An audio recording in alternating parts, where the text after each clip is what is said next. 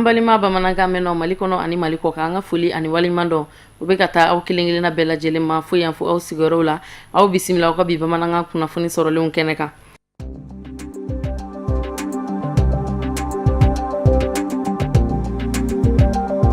Sɔgɔmada in na politikimɔgɔw farala ɲɔgɔn kan ka wuli ka jɔ kɛ ka yira jamana ɲɛmɔgɔw la ka fɔ u ye sariya dɔw ta min ma taa u jimi sira fɛ n'o dɔ bɛ tali kɛ projet de loi électorale la fo ka taa se waleya dɔw kɛli ma o min bɛ tali kɛ jamana ka kunnafonidilaw kan. Fanga sinamatɔn ka ni wuli ka jɔ in kɔnɔ u y'a yira ka fɔ u mago bɛ Amadu Tumani Ture ka seginni na ka na Mali jamana kɔnɔ ani sigi ka fɔ min bɛ se ka kɛ sababu ye ka Mali bɔ gɛlɛya kɔnɔ a bɛ gɛlɛya min na bi. An bɛ wuli ka jɔ mun na Mali taabolo pour que a ka yɛlɛma. N'i y'a lajɛ u filɛ ka loi électorale mun ta k'u bɛ loi électorale voter o loi électorale ni sariya yɛrɛ b'a fɔ kalo 6 yanni élection wɛrɛ cɛ magaman ka kɛ loi la o bɛɛ la u magara la élection tɔ ye kalo 2 ye ka yɛlɛmaw don a la et puis yɛlɛma minnu tɛ fasodenw ka hakilina ye. Mais n'i bɛ wuli i bɛ kun jɔnjɔn dɔw da la an ye kun jɔnjɔn min fɔ fɔlɔ ye an ko concertation ka kɛ jama ka sigi an ka kuma i bɛ majorité la o i bɛ opposition na o i ye diinɛ ɲɛmɔgɔ ye wa i ye sugu ɲɛmɔgɔ ye wa i ye société civile ɲɛmɔgɔ ye an bɛɛ ka sigi ka jamana kungo fɔ. Filanan an ko n'an b'a fɛ jamanadenw k'u tɛgɛ di ɲɔgɔn ma réconciliation ka kɛ mɔgɔ dama dama bɛ yen an b'u magɛrɛ jamana la ancien chef d'état a y'u lamɛn a kɛra cogo to jama b'u kɔ. Sabanan an ko loi électorale min votera a loi man ɲi a loi bɛ jamana tila tila de parce que u y'a sɛbɛn loi la fo ni yɔrɔ min ka di o bɛ vote bɛ kɛ o kɔrɔ ye vote bɛ se ka kɛ yan commune 3 la a tɛ kɛ commune 2 la parce que a ka d'u ye u bɛ jamana fara fara de u bɛ jamanadenw bɔ ɲɔgɔn na. Ni wuli ka jɔ in hukumu kɔnɔna na politikimɔgɔ caman y'u hakilinaw di wa u si ma ɲinɛ k'u ka dusumakasa yira waleya dɔw kan i n'a fɔ denmisɛnninw ka baara sɔrɔbaliya ani Mali kɔrɔyanfan gɛlɛyaw. Ka yira ka fɔ min y'a sɔrɔ an tɛ se ka san ɲini ka sinikɛnɛ ɲini n'an ma jɛ ɲɔgɔn fɛ k'an sigi ka ɲɔgɔn kuma ɲɔgɔnya k'a dɔn Mali sinsinberew bɛna kɛ mun ye sisan an bɛna sira jumɛn ta an bɛ sira jumɛn ɲini an ka denmisɛnninw ye u k'u ka bi kɛ ka sini kɛ u ka hakili ka tigɛ k'u bɛ se ka muso furu ka baara sɔrɔ u denw fana ka yɛrɛ kan n'an bɛ jɛ ka fara ɲɔgɔn kan ka ɲɛsin Mali kunkanko ma. Ni wuli ka jɔ tagama in yɛrɛ daminɛna Place de la Liberté la ka sɔrɔ ka na kuncɛ Bourse du Travail la. Ni wuli ka jɔ min kɛlen filɛ nin n'a kun ye ka fɔ Mali jamana tɛ ka taa bolo ɲuman kan. A kɛra sababu ye ka politikimɔgɔ caman wuli ka jɔ u sen kan. Mɔgɔ bɛ se k'i hakilina tigɛ n'a ye ka fɔ ni wuli ka jɔ in bɛna kɛ sababu ye ka dɔ bɔ Mali gɛlɛyaw la.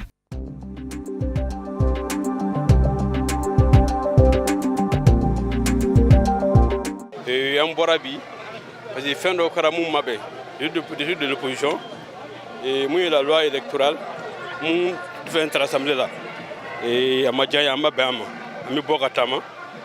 ka jamanaden bɛ fara ɲɔgɔn kan constitution nationale bɛɛ ka fara ɲɔgɔn kan an ka sigi ka kuma jamana bɛ taa bolo kan an k'o yira ɲɔgɔn na pour que jamana basigi bɛ se ka jamana kɔnɔ cogo min donc mɔgɔ de wulila bɛɛ bɛna marché o de kama o y'an hakilina de ye an bɛɛ bɛ nin ɲɛtaa fɛ an bɛɛ jamanaden de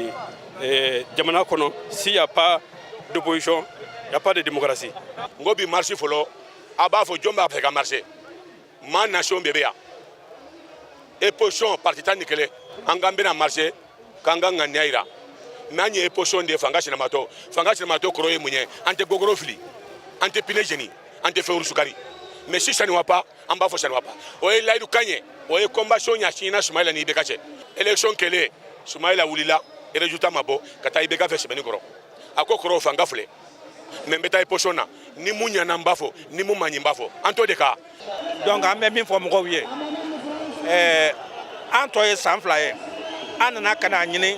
an ka sigi k'a fɔ walasa Mali bɛ se ka taa ɲɛfɛ cogo min na.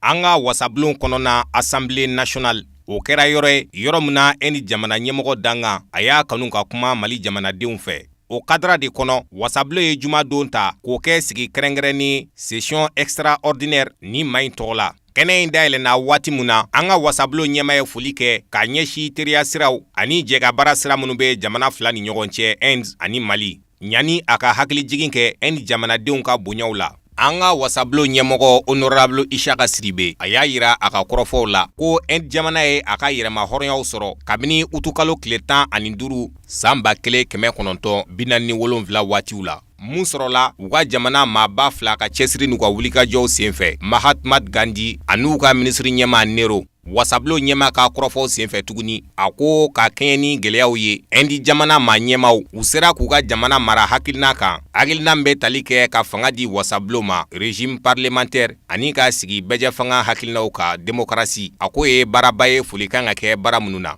A ko o kɔfɛ Indi jamana bɛ jate jamana fɔlɔ dɔw fɛ jamana minnu tun bɛ dingɛ kɔnɔ u ka se k'u kɛnɛkan jira n'u ka cɛsiri ye ka ɲɛsi sɔrɔ binaku ma ani ɲɛnamaya dɔɔni kuraw barali ye. An ka wasabulon ɲɛma a ka kɔrɔfɔ labanw na a y'a yira ko nin kɛnɛ ye sira ye ale bolo ka foli kɛrɛnkɛrɛnnin kɛ ka ɲɛsi jamana 2 ka jɛ ka baara ma. O mun n'o sun bɛ tali kɛ kabini farafina jamanaw m'u ka yɛrɛma hɔrɔnya sɔrɔ. Sabula Mali fara Inde kan u bɛɛ tun bɛ ɲɔgɔn sɔrɔ jɛkulu dɔ kɔnɔ. Jɛkulu min bɛ wele ko Mouvement des non alliés ni a hakilina fɔlɔ bɔra Inde minisiri ɲɛma la Nehru ani maa fɔlɔ min kɛra an yɛrɛ ka jamana ɲɛmɔgɔ ye Modibo Keita. Inde maa ɲɛma in a ka kɔrɔfɔ la kumabaw bolila fɛn minnu kan o dɔ bɛ tali kɛ k'a ba don jamana 2 ka jɛ ka baara la ka tɛmɛ siraw fɛ sira minnu bɛ tali kɛ adamadenya la jɔliwalew kuransiraw sɛnɛ kalanko kɛnɛya ani ka taa se banbaciya kɛlɛliw ma la lutte contre le terrorisme. Wa a ka jamana fɛnɛ n'o ye Inde ye o labɛnnen don ka dɛmɛ kɛ Mali ye walasa a na se k'a ka mara kɛ a ka jamana fan bɛɛ lajɛlen na. An b'aw ladɔnniya k'a fɔ hakilina minnu bɛ tali kɛ seko ani dɔnko kɛnɛ la Inde maa ɲɛma in ye baara cɛjugu kɔn baara minnu tara ka ɲɛsin an ka seko ni dɔnko minɛnw ma k'a bɔ an ka Tombouctou marabolo kɔnɔ banbaciw fɛ ani k'a ka kɔrɔfɔw kuncɛ ni layidu kanw ye k'a ka jamana bɛna Mali dɛmɛ ni o seko ani dɔnko minɛnw sɔrɔli ye.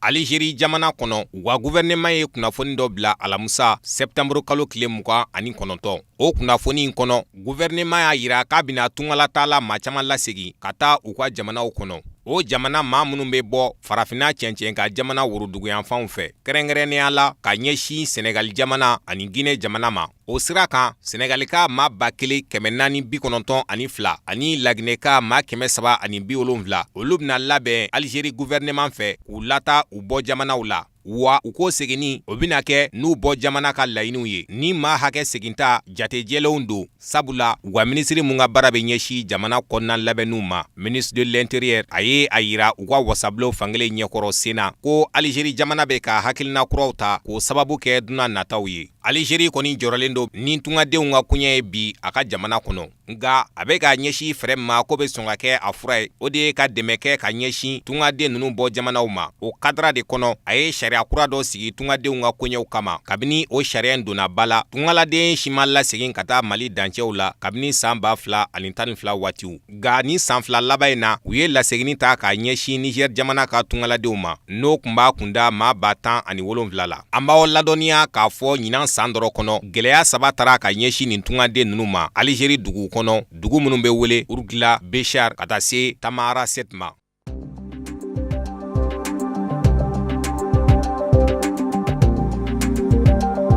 Congo RDC jamana kɔnɔ u ka fanga sinamatɔn bɛnnen kɔ a la k'u yɛrɛ laɲina kuma ɲɔgɔnyaw kɔ politiki ko binaku kan mun labɛnna farafina tɔnba ka sonalidonbaga fɛ Edem Kojo. Fanga sinamatɔnw bɛ ka laɲini bi ni a nun bɛ Etienne Tshisekedi ani Moïse Katumbi bolo ka lajɛrɛ kura sigi u yɛrɛ tɔgɔ la o mun senfɛ bɛɛ bɛna ye kɛnɛ kan. Wulikajɔ ani cɛsiri minnu kɛra diɲɛ seleke 4 tɔnba fɛ communauté internationale ka fara farafina tɔnba kan Union africaine walasa kuma ɲɔgɔnya ka sigi jamana kɔnɔ politikima bɛɛ ni ɲɔgɔn cɛ o ma nɔgɔya don ko in na fana ye dɔ fara a kan. Fanga sinamatɔnw ka fɔla k'olu bɛ jalaki kɛ ka ɲɛsin fanga ma sabula a ma nɔgɔya don siraw la mun b'a to basigi bɛ se ka na politikiko binaku kan i n'a fɔ maa minnu datugula politikiko nasiraw la olu ma labila. Kunnafonidiso caman fana bɛ minnu barilen don u ka baaraw la ani kiiri y'a bolo bɔli min kɛ Moïse Katumbi nɔfɛ fo ka taa se wulikajɔ minnu kɛra septembre kalo tile 19 ka taa se a tile 20 ma olu dabɔra kɛrɛnkɛrɛnnenya la jamana gouvernement fɛ yaasa a na se k'a ka sew boli maaw kan.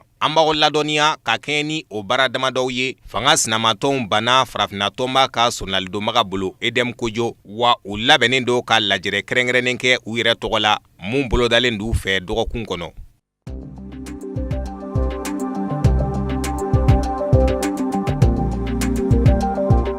Gabon jamana kono u ka gouvernement kura kan ka sigi senga ni a waati jana bɛɛ kari nata octobre kalo tile 2 Ali Bongo ka jamana ɲɛmɔgɔya lɛdu dilen kɔfɛ tile 2 a ye ministri ɲɛma kura sigi jamana tɔgɔ la n'a bɛ wele ko Emmanuel Izose Gonde fo ka taa se a tali ma jamana ɲɛmɔgɔ fɛ ale kun ye ministri ye ministri mun ka baara bɛ ɲɛsi jamana kɔkanciw ɲɛnabɔli ma ministre des affaires étrangères ni ministri ɲɛma in a sɛbɛkɔrɔ dɔnnen do ni Gabon jamana ka teriya siraw bɔle ani jamana wɛrɛw ni ɲɔgɔn cɛ a ye a ka baara kunfɔlɔw daminɛ jamana kɔnɔ san 1988 waatiw la u ka ministri so kɔnɔna na mun ka baara bɛ ɲɛsi jamana kɔkanciw ɲɛnabɔli ma o tɛmɛnen kɔ san 20 lasigiden do Gabon jamana tɔgɔ la ka taa jamana damadɔw kɔnɔ Cameroun, Royaume-Uni, Canada, Corée du Sud, ka taa se Kenya ma ɲani a ka lasigidenya sɔrɔ diɲɛselege 4 tɔnba kɔnɔ représentant à l'ONU san 2008 waatiw la a ye ministriya jɔyɔrɔw caman fɛnɛ fa jamana tɔgɔ la bolo sini ni maa ma k'a kɛ ministri ɲɛma ye a bɛ yɛlɛma fɛnɛ ko fɔ jamana ɲɛmɔgɔ ka hakilinaw la ka ɲɛsi politikiko ma jamana kɔnɔ sabula lada la jamana ɲɛmɔgɔ fa a ka mara waatiw kɔnɔ Umar Bongo ministri ɲɛma kun tɛ bɔ yɔrɔ wɛrɛ la fa masurunama kɛrɛnkɛrɛnnenw nga kabini Ali Bongo ka manda kunfɔlɔw la a ye ministri ɲɛma bɔ fan wɛrɛw fɛ ne nin bɛ ka a filanan ye maa dɔw ka faamuna jamana kɔnɔ a ka tali k'a kɛ ministri ɲɛma ye ko ti kɛ dɔwɛrɛ ye jamana ɲɛmɔgɔ ka bonyamasegin kɔ ka ɲɛsi a ma sabula kalata waatiw kɔnɔ ko maa in ye jɔyɔrɔba ta jamana ɲɛmɔgɔ ye marabolo dɔ la an b'aw ladɔnniya k'a fɔ ministri ɲɛma in a bɛna a ka baaraw daminɛ gɛlɛya kɔnɔ sabula fanga sinamatɔn bannen do kumaɲɔgɔnya bɛɛ ma wa ku tɛna don a ka gouvernement kura in na.